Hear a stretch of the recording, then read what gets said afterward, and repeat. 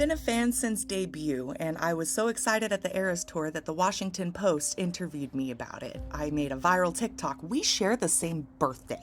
Okay, I've listened to Life of a Showgirl 5 times. This is the first album that I don't relate to Taylor Swift at all.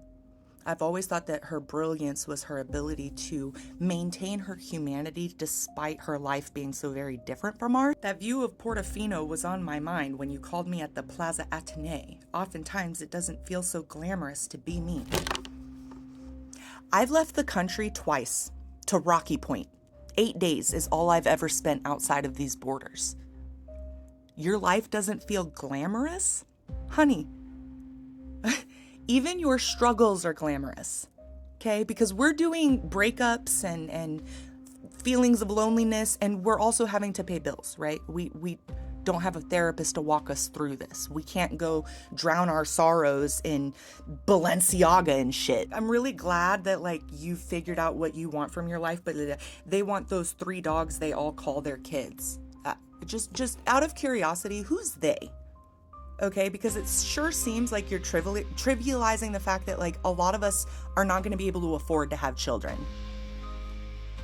But we're happy for you. It's like, it's so tone deaf. Like, oh, ignorance is bliss. I'm happy, guys. Like, and for the record, it is political. Like, not saying something right now is political. And also, I pledge allegiance to your hands, your team, your vibes. Like, that kind of says to me like you were thinking about it, and like it's an active choice to not think about it. Like, it's ignorance is bliss. Just focus on the happy. That's why like even father figure and actually romantic, it's like those would have been great, you know, if it was in reference to something that mattered. Like Scott Borchetta, you already got all your music, girl. You already got it. It's over. What are you still singing about? And actually romantic, that's just bullying. It is. Disrespect and an unequal power dynamic is bullying. Like, you are way too big to be punching down. All just kind of culminates into this Life of a Showgirl, which is just like, you can't know how hard this is. Oh my gosh, it's so hard. Like, okay, it is. Like, I remember you were like not talking in between performances, and it was like an insane amount of exercise. I get it. You chose this.